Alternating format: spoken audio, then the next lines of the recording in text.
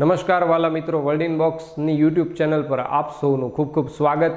Daily 5 અંતર્ગત આજે આપણે ભણીએ ગુજરાતનો ઇતિહાસ અને સાંસ્કૃતિક વારસાના 5 પ્રશ્નો। અને આજે આપણે પસંદ કરેલા પ્રશ્નો છે આપ સૌને થોડા નવીન પ્રકારના પણ લાગશે, તેમ છતાં ખૂબ જ અગત્યના પ્રશ્નો છે। તે પૈકીનો પ્રથમ પ્રશ્ન છે, દુર્લભ ગણાતી પ્રાચીન એવી વણાટ કલા ખરડ કચ્છ જિલ્લાના કયા ગામ સાથે સંબંધિત છે? કચ્છ જિલ્લાનું એવું કયું ગામ છે કે જેમાં થતી આ પ્રાચીન એવી વણાટ કલા ખરડ છે તે ખૂબ જાણીતી છે? અમરાપર, જાંબુડી, રેહા કે કુરન?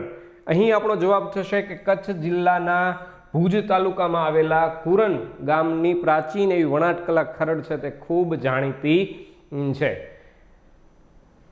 આ ખરડ વણાટ કલા પ્રાચીન છે, તેમ છતાં હજી સુધી તેને સાચવી રાખવામાં આવેલી છે। તેનું સન્માન છે તે તેજસ્વીભાઈ ધનાભાઈ મારવાડાને ફાળે જાય છે। આ ખરડ પ્રાચીન વણાટ કલાને કોણે સાચવી રાખી છે? તો કે તેજસ્વીભાઈ ધનાભાઈ મારવાડા। અને આ તેજસ્વીભાઈ છે તેમણે આ ખરડ વણાટ કલાને સાચવી રાખેલી છે, એટલા માટે તેમને ભારત સરકાર દ્વારા નેશનલ એવોર્ડ પણ આપવામાં આવેલો છે। અને હાલમાં જે તેજસ્વીભાઈના પરિવારના એટલે કે તેમના પુત્ર છે સામતભાઈ અને તેમનો પરિવાર છે તે આ ખરડ વણાટ કલાને આગળ લઈ જઈ રહ્યા છે। ખૂબ અગત્યની અને ખૂબ મહત્વની અને તેમ છતાંય ઉત્તમ કહી શકાય તે પ્રકારની આ ખરડ વણાટ કલા છે। વણાટ કલા અંતર્ગત ખરડમાં શું બને છે? તો આપણે એમ કહીએ કે જે આપણે ઘરની અંદર કાર્પેટ પાથરતા હોય, ટૂંકમાં ચટાઈ પાથરતા હોય તે પ્રકારનું કાપડ છે તે બનાવવામાં આવતું હોય છે। આ ખરડ વણાટ કલાની એક વિશેષતા એવી પણ છે કે જેની અંદર બકરા એટલે કે બકરી અને ઊંટ છે તેમના વાળને કોઈ પણ જાતના રંગ કર્યા વગર એમનેમ જ એની ઉપર કાપડ ઉપર લગાવવામાં આવતા હોય તે તેની મૂળ વિશેષતા છે। ખરેખર જ્યારે ભારત પાકિસ્તાનના ભાગલા નહોતા ત્યારે કચ્છ અને સિંધમાં ઊંટ દ્વારા છે અવર જવર થતી રહેતી, એટલે મોટી બેગો છે તે પણ આ ખરડ કાપડની બનાવવામાં આવતી હતી। તેવી રીતે કચ્છના જે મહારાજાઓ છે તે પણ ખરડ દરીનો બેઠક માટે ઉપયોગ કરતા હતા અને કચ્છની અંદર એક નિવાસ માટેના ભૂંગાઓ બનાવવામાં આવતા હોય, સામાન્ય રીતે ઘાસથી બનાવેલા હોય ગોળા આકારની અંદર। આ ભૂંગાઓનો આખો એક જે સમૂહ હોય તેને પણ વાંઢ કહેવામાં આવતું હોય છે। પહેલાના સમયગાળાની અંદર આ ભૂંગાઓમાં જે લોકો રહેતા હોય તેઓ ઠંડીના પ્રકોપથી બચવા માટે આ ખરડની ચટાઈ છે તેનો ઉપયોગ કરતા હતા। આવી એક અગત્યની આ વણાટ કલા છે અને હજી સુધી તેને સાચવી રાખવામાં પણ આવેલી છે। ખાસ વિશેષતા આપણે તેની યાદ કરવાની છે કે તેમાં બકરી અને ઊંટના વાળ છે તેને રેંગ્યા વગર એમનેમ જ તેની અંદર લગાવવામાં આવતા હોય છે।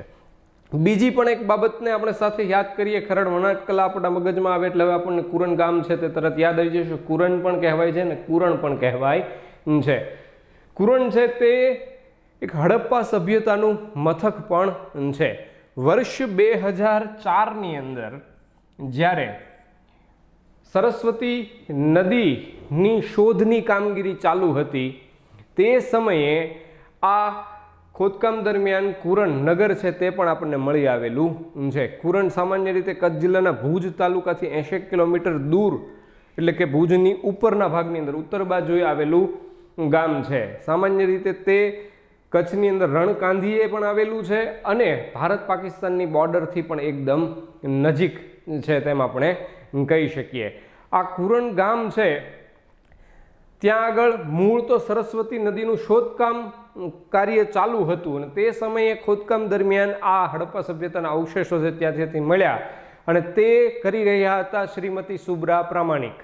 શ્રીમતી સુબ્રા પ્રામાણિકની અધ્યક્ષતામાં સરસ્વતી નદીના શોધ અંગે થઈ રહેલા ખોદકામ દરમિયાન કુરણ ગામેથી હડપ્પા સભ્યતાના અવશેષો છે તે આપણને મળ્યા તો ખરા, પરંતુ એમ કહી શકીએ કે કચ્છની અંદર ધોળાવીરા જેવું મોટું હડપ્પન મથક છે તે આવેલું છે। જેવા અવશેષો ધોળાવીરામાંથી નથી મળેલા તે પ્રકારના અવશેષો છે તે આપણને કુરણ ગામેથી મળવાપાત્ર થયા જ, પણ તેમ છતાં કોઈ પણ કારણોસર આ કુરણનું સંશોધન કાર્ય છે તે બંધ કરી દેવામાં આવ્યું હતું કે તે આગળ ધપી શક્યું નહીં। એટલે પુરાતત્વવિદો ઘણી બધી વખત એમ કહેતા હોય છે કે જો આ કુરણ ગામનું સંશોધન કાર્ય કરવામાં આવે તો એક નવી ક્ષિતિજ ખુલ્લે એમ છે કે અનેક નવા અવશેષો છે તે આપણને પ્રાપ્ત થઈ શકે તેમ છે. આ કુરણ ગામેથી માટીના પાત્રો, ઘરેણા, પાકી ગટરની નહેર, કિલ્લેબંધ 3 કિલ્લેબંધ 3 કિલ્લાઓથી સુરક્ષિત વસાહત વગેરે જેવી બાબતો છે તેવા અવશેષો આપણને અહીંથી પ્રાપ્ત થયેલા છે. દરેક હડપ્પા સભ્યતાના મથકેથી આપણને અગ્નિ સંસ્કાર કે કબ્રસ્તાન કરતા હોય તેવા સ્થળો છે તે મળેલા નથી, પણ કુરણ ગામેથી આપણને કબ્રસ્તાન પણ મળી આવેલું છે. અને ત્યાં આગળથી જે બાબતો આપણને જાણવા મળી તે વિશેષ કહી શકાય કે આ ઉપરથી પુરાતત્વવિદોએ એક અંદાજ લગાવેલો છે કે ખરેખર અહીં શબને 2 વખત દફનાવવામાં આવતું હશે, અથવા તો તેમનો અગ્નિ સંસ્કાર થયા પછી જે અવશેષો બચ્યા હોય તેમને વ્યવસ્થિત એક ચેમ્બરની અંદર મૂકી અને સાચવીને ફરી વખત તેને દફનાવવામાં આવતા હશે. એટલે આવી અહીંયા એવું માનવામાં આવે છે કુરણ ઉપરથી કે અહીં શબને 2 વખત દફનાવવામાં આવતું હશે. સામાન્ય રીતે ધોળાવીરાની અંદરથી આપણને ઓપન એર થિયેટરના અવશેષો પ્રાપ્ત થયેલા છે, તો કુરણથી પણ આપણને ઓપન એર થિયેટરના અવશેષો પ્રાપ્ત થયેલા છે. ધોળાવીરાની અંદર ઓપન એર થિયેટરની અંદર બેસવા માટે દાદરા મૂકવામાં આવેલા છે કે દાદરા હતા ત્યાં આગળ. અહીંથી આપણને ઓપન એર થિયેટરની અંદર એક સામે ઢાળ જેવી પરિસ્થિતિ છે તે જોવા મળે છે. અહીંથી જે શબ આપણને મળી આવેલું તે બેઠેલી સ્થિતિની અંદર મળી આવેલું છે, પણ તેમ છતાંય તે સ્ત્રી છે કે પુરુષ તેનું સંશોધન કાર્ય હજી થયું નથી. અને જેણે ધોળાવીરાનું સંશોધન કાર્ય કર્યું 1990-91માં RS બિસ્ટે, રવિન્દ્રસિંહ બિસ્ટે, તેમણે પણ એવું કહેલું છે કે જો કુરણનું સંશોધન કાર્ય થાય તો ઘણી બધી માહિતીઓ આપણને ઉપલબ્ધ થઈ શકે તેમ છે. તો 2 બાબતો આપણે ખાસ યાદ કરવાની રહેશે. ખરડ વણાટ કલા સાંસ્કૃતિક વારસાનો મુદ્દો થશે, તેની સાથે પણ કુરણ ગામ સંબંધિત છે, અને એક હડપ્પા સભ્યતાનું મથક કુરણ પણ કચ્છ જિલ્લાની અંદર આવેલું છે. ત્યારબાદનો આપણે પ્રશ્ન જોઈએ. વર્ષ 2020માં તાનારીરી સંગીત સન્માન કોને પ્રાપ્ત થયું? વર્ષ 2020માં જે તાનારીરી સંગીત મહોત્સવ ઉજવાયો તેમાં તાનારીરી સંગીત સન્માન પણ આપવામાં આવે છે, તે કોને પ્રાપ્ત થયું? વર્ષાબેન ત્રિવેદી, અનુરાધા પૌડવાલ, લતા મંગેશકર અને DA અને B બંને, એટલે કે વર્ષાબેન ત્રિવેદી અને અનુરાધા પૌડવાલ. તો આપણો અહીં જવાબ થશે A અને B બંને. એટલે કે વર્ષ 2020માં તાનારીરી સંગીત સન્માન, તાનારીરી પુરસ્કાર છે તે ભાવનગરના વર્ષાબેન ત્રિવેદી અને પાર્શ્વગાયિકા એવા અનુરાધા પૌડવાલને પ્રાપ્ત થયેલું છે. વર્ષ 2020ની અંદર COVID-19ની મહામારીના કારણે ખરેખર જે દ્વિદિવસીય વડનગર ખાતે, ગુજરાતમાં વડનગર ખાતે તાનારીરી સંગીત સમારોહ યોજાય છે, તેના સ્થાને વર્ષ 2020માં ગુજરાતના મુખ્યમંત્રી વિજયભાઈ રૂપાણીએ વડનગર ખાતે 1 દિવસીય તાનારીરી સંગીત સમારોહનું આયોજન કર્યું હતું. અને આ તાનારીરી સંગીત સમારોહનું ઉદ્ઘાટન છે તે પણ મુખ્યમંત્રી વિજયભાઈ રૂપાણીએ ડિજિટલી રૂપે ગાંધીનગરથી કર્યું હતું.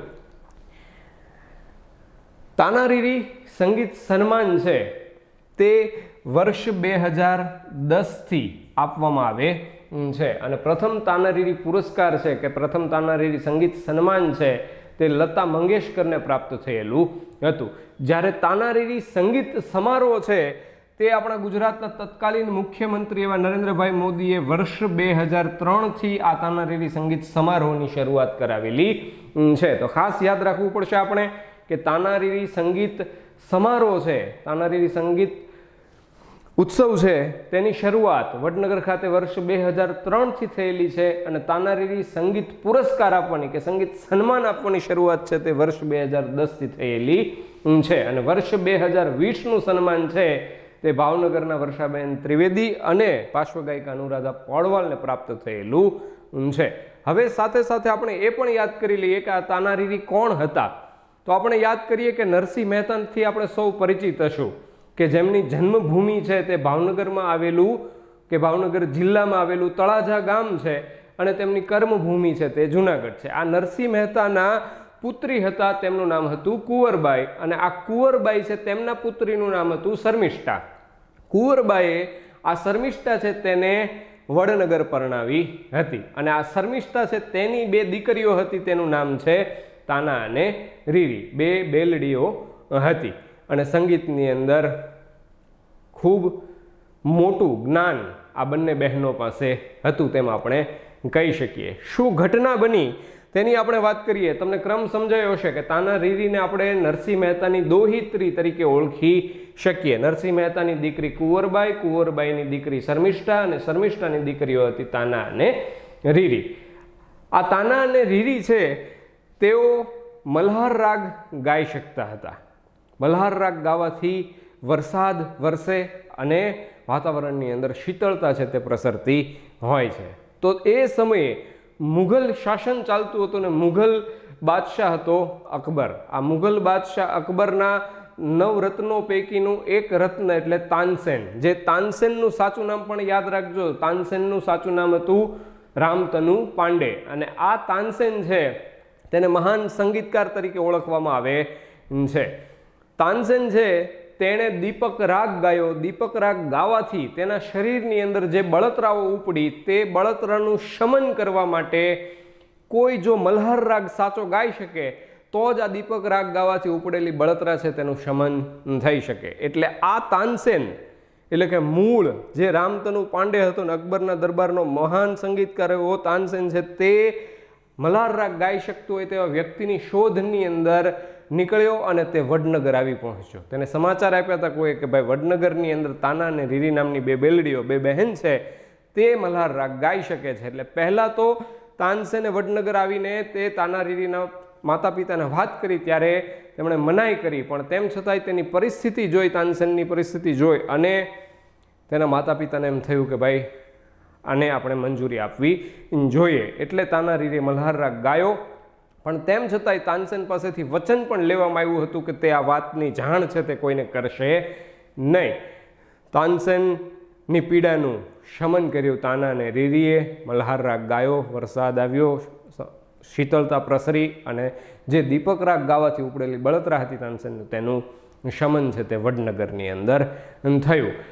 આ તાનસેન છે તેને વચન તો આપ્યું હતું પણ તેમ છતાંય તે મુઘલ દરબારની અંદર આ વાતની જાણ થઈ અને મુઘલ સેના છે તે તાના અને રીરીને લેવા માટે વડનગર પહોંચી અને આ બંને બહેનો છે તેમણે આત્મહત્યા કરી હોય, જળ સમાધિ લીધી હોય તેવું માનવામાં આવે છે. આ બહેનોની સંગીત પ્રત્યેની જે એક નીતિ હતી તેમને ઉજાગર કરવા માટે તત્કાલીન મુખ્યમંત્રી નરેન્દ્રભાઈ મોદીએ વર્ષ 2003ની અંદર તાના રીરી સંગીત સમારોહની શરૂઆત કરાવેલી છે. તો વર્ષ 2020ના પુરસ્કાર આપણે ખાસ યાદ કરી લઈએ. ભાવનગરના વર્ષાબેન ત્રિવેદી અને પાર્શ્વ ગાયિકા અનુરાધા પોડવાલ. ત્યારબાદના પ્રશ્નમાં જઈએ. યુનિસેફ દ્વારા વર્લ્ડ ચિલ્ડ્રન્સ ડે નિમિત્તે ગુજરાતની કઈ ઇમારતોને બ્લુ રંગ એટલે કે વાદળી રંગથી કે બ્લુ રંગની રોશનીથી રંગવામાં આવી હતી? તો હવે આપણને ખરેખર તો વર્લ્ડ ચિલ્ડ્રન્સ ડે ક્યારે મનાવાય છે કે ક્યારે ઉજવાય છે તે આપણને ખ્યાલ હોવો જોઈએ. તો પ્રતિવર્ષ 20 નવેમ્બર છે તેને યુનિસેફ દ્વારા વર્લ્ડ ચિલ્ડ્રન્સ ડે તરીકે ઉજવાય છે. તો આ વખતે 20 નવેમ્બર 2020ના રોજ યુનિસેફ દ્વારા ગુજરાતની કઈ ઇમારતોને બ્લુ રંગની રોશનીથી રંગવામાં આવી હતી? તો રાણકી વાવ, અમદાવાદ મહાનગરપાલિકાની હેરિટેજ બિલ્ડિંગ એટલે કે અમદાવાદ મ્યુનિસિપલ કોર્પોરેશનની હેરિટેજ બિલ્ડિંગ, ગુજરાત યુનિવર્સિટીનો આઇકોનિક ટાવર અને ઉપરોક્ત તમામ. તો કે આ ત્રણેય રાણકી વાવ, અમદાવાદ મ્યુનિસિપલ કોર્પોરેશનની હેરિટેજ બિલ્ડિંગ અને ગુજરાત યુનિવર્સિટીનો આઇકોનિક ક્લોક ટાવર છે એ ત્રણેયને બ્લુ રંગની રોશનીથી રંગવામાં આવી હતી. આવું શા માટે કરવામાં આવ્યું? તો આપણે યાદ કરીએ કે યુનિસેફના જે ગુજરાતના વડા છે તેમનું નામ છે ડૉક્ટર લક્ષ્મી ભવાની. આ ડૉક્ટર લક્ષ્મી ભવાનીએ એવું જણાવ્યું કે યુનિસેફની એક પહેલ છે, યુનિસેફનું એક અભિયાન છે તેનું નામ છે ગો બ્લુ ફોર ચિલ્ડ્રન. કયું અભિયાન છે? Go blue four children.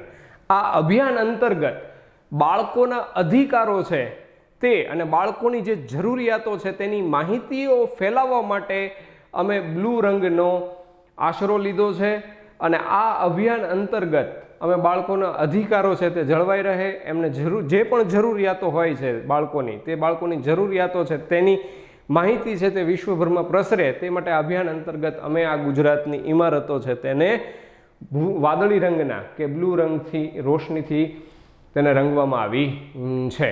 સાથે એક બે બાબત બીજી પણ યાદ કરી લઈએ કે પહેલા જ્યાં યુનિસેફ છે તેનું નામ પૂરું નામ હતું તેને યાદ રાખજો ને અત્યારનું જે નામ છે તેને પણ આપણે યાદ રાખવાનું રહેશે. યુનિસેફનું પહેલાંનું જે નામ હતું તે છે United Nations International Children's Emergency Fund. United Nations International Children's Emergency Fund. અને હાલમાં યુનિસેફ છે તેનો સ્પેલિંગ આ જ છે પરંતુ તેનું નામકરણ છે તે કરી દેવામાં આવ્યું છે યુનાઇટેડ નેશન ચિલ્ડ્રન્સ ફંડ. તેમાંથી ઇન્ટરનેશનલ અને ઇમરજન્સી છે તે કાઢી દેવામાં આવ્યું છે. યુનાઇટેડ નેશન ચિલ્ડ્રન્સ ફંડ આટલું જ એનું નામ છે. અને જૂનું નામ પણ આપણે યાદ રાખવાનું, જે વૈશ્વિક ધોરણે બાળકોના અધિકારો બાબતે કાર્ય કરતી સંસ્થા છે. તો આ ત્રણેય ઇમારતો છે તેમને વાદળી રંગની રોશનીથી રંગવામાં આવી હતી. સાથે 20 નવેમ્બર છે તેને આપણે વિશ્વ બાળ દિવસ તરીકે એટલે કે વર્લ્ડ ચિલ્ડ્રન ડે તરીકે મનાવીએ છીએ. તો એ પણ બાબતને યાદ કરીએ કે આપણો રાષ્ટ્રીય બાળ દિવસ એટલે કે નેશનલ ચિલ્ડ્રન્સ ડે છે તે પ્રતિવર્ષ 14 નવેમ્બરના રોજ મનાવવામાં આવે છે. સામાન્ય રીતે તે 14 નવેમ્બર છે તે જવાહરલાલ નહેરુ, આપણા દેશના પ્રથમ વડાપ્રધાન એવા પંડિત જવાહરલાલ નહેરુ છે તેમની જન્મ જયંતિ છે 14 નવેમ્બર 1889 ને જવાહરલાલ નહેરુનો જન્મ છે તે પ્રયાગરાજ ખાતે થયો હતો. તેમની જન્મ જયંતિ છે તેમને પ્રતિવર્ષ આપણે નેશનલ ચિલ્ડ્રન્સ ડે તરીકે મનાવીએ છીએ. ત્યારબાદનો આપણે પ્રશ્ન જોઈએ. ધરમપુર ખાતે કાર્યરત Shrimad Rajchandra love and care નું UN ઇકોસોક દ્વારા વિશેષ સલાહકારના દરજ્જાનું સન્માન પ્રાપ્ત થયું તે મિશન કોના દ્વારા સ્થાપિત છે? તો જે વલસાડ જિલ્લો છે તેમાં ધરમપુર આવેલું છે અને આ ધરમપુર ખાતે શ્રીમદ રાજચંદ્ર મિશન છે તે કાર્યરત છે. શ્રીમદ રાજચંદ્ર મિશન છે તે ક્યાં આવેલું છે? તો કે વલસાડ જિલ્લાના ધરમપુર ખાતે. અને આ ધરમપુર ખાતે જે મિશન કાર્યરત છે શ્રીમદ રાજચંદ્ર મિશન, તેના દ્વારા એક પહેલ શરૂ કરવામાં આવી છે, એક વૈશ્વિક સેવાકીય પ્રવૃત્તિની પહેલ શરૂ કરવામાં આવેલી. તેનું નામ છે Shrimad Rajchandra love and care. ને તાજેતરમાં UN ઇકોસોકનું પૂરું નામ થશે United Nations economic and social council. UNECOSOC નું પૂરું નામ શું થશે? United Nations economic and social council.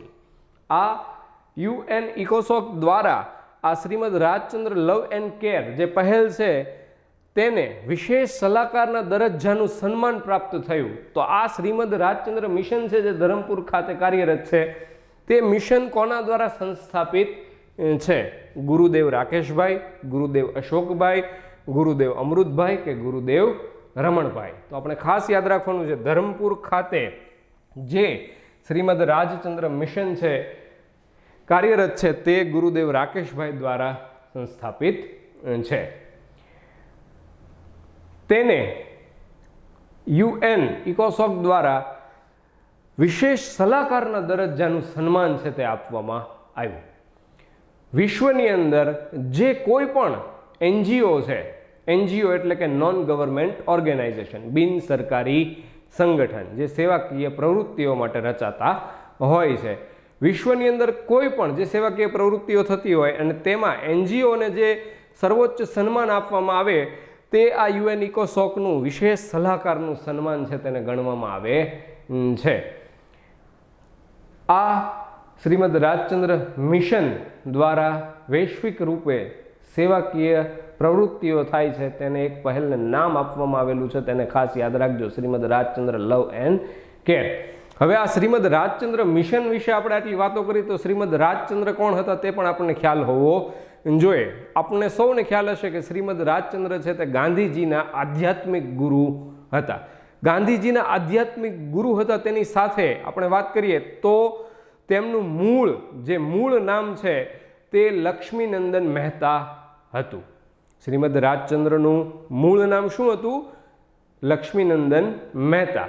અને તે લક્ષ્મીનંદન મહેતાના માતા પિતા એટલે કે શ્રીમદ રાજચંદ્રના માતા પિતા છે તેમણે તેમનું નામ લક્ષ્મીનંદન મહેતામાંથી પછી રાયચંદભાઈ કરી નાખ્યું હતું. પછી શું કરી નાખ્યું હતું? સમયાંતરે રાયચંદભાઈ. અને તે રાયચંદભાઈને આપણે શ્રીમદ રાજચંદ્ર તરીકે ઓળખીએ છીએ. આ શ્રીમદ રાજચંદ્રનો જન્મ છે તે મોરબી પાસે વવાણિયા ગામે થયો હતો. શ્રીમદ રાજચંદ્ર છે તેઓએ મુંબઈની અંદર એક સાથે 100 બાબતો કરી આપી હતી, એટલે કે શતાવધાનના પ્રયોગો કરી આપ્યા હતા. એક સાથે 100 બાબતો કોણ કરી શકે? મારથી તો કદાચ 2-3 થાય નહીં. એક સાથે 100 બાબતો કરી આપી એટલે શતાવધાનના પ્રયોગો કર્યા અને સાક્ષાત સરસ્વતીનું બિરુદ છે તે પણ તેઓએ પ્રાપ્ત કર્યું હતું. સાક્ષાત સરસ્વતી તરીકે કોને ઓળખવામાં આવે છે? તો કે શ્રીમદ રાજચંદ્રને. શા માટે? કારણ કે તેઓએ શતાવધાનના પ્રયોગ કરી દેખાડ્યા હતા. આ શ્રીમદ રાજચંદ્ર છે તેઓ બાળપણની અંદર એમ કહેવાય છે કે કુશાગ્ર હતા. માત્ર 13 વર્ષની ઉંમરે તેમના લેખો છે તે બુદ્ધિપ્રકાશ જેવા સામયિકોની અંદર છપાતા. બાળપણની અંદર સામાન્ય રીતે તેના માતા પિતા છે તે કૃષ્ણ ભક્ત હતા, પરંતુ તેમ છતાં શ્રીમદ રાજચંદ્રને જૈન ધર્મ પ્રત્યે રુચિ થઈ હતી. આ શ્રીમદ રાજચંદ્ર છે તેમનું નિધન છે તે રાજકોટ ખાતે થયું હતું. યાદ રાખવાનું, તેમનો જન્મ છે તે મોરબી પાસે વવાણિયા ખાતે થયો હતો અને તેમનું નિધન છે તે રાજકોટ ખાતે થયેલું હોવાથી તેમનું જે સમાધિ સ્થળ છે તે પણ રાજકોટ ખાતે આવેલું છે. અને આ શ્રીમદ રાજચંદ્ર મિશન છે તે ધરમપુર ખાતે કાર્યરત છે અને તેમના વિવિધ આશ્રમો છે તે ગાંધીનગર પાસે કોબા ખાતે, આણંદ પાસે અગાસ ખાતે વગેરે ખાતે એમના આશ્રમો પણ કાર્યરત છે.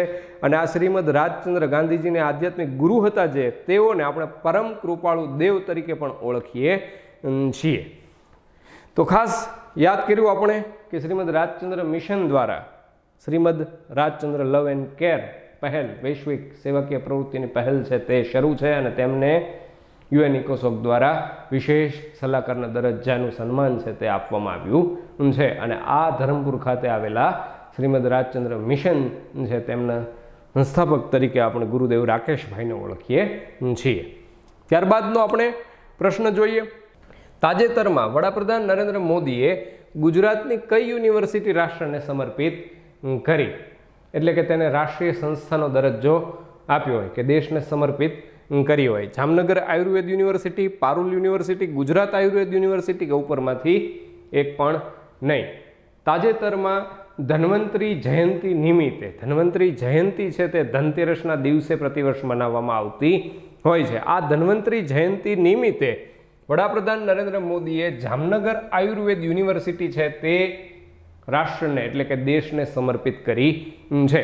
કઈ રીતે તેને આપણે સમજવું પડશે. આ જામનગર આયુર્વેદ યુનિવર્સિટી છે તેની અંતર્ગત જે સંસ્થાઓ ચાલે છે તેમાંની એક સંસ્થા છે institute of post graduate and research in Ayurveda.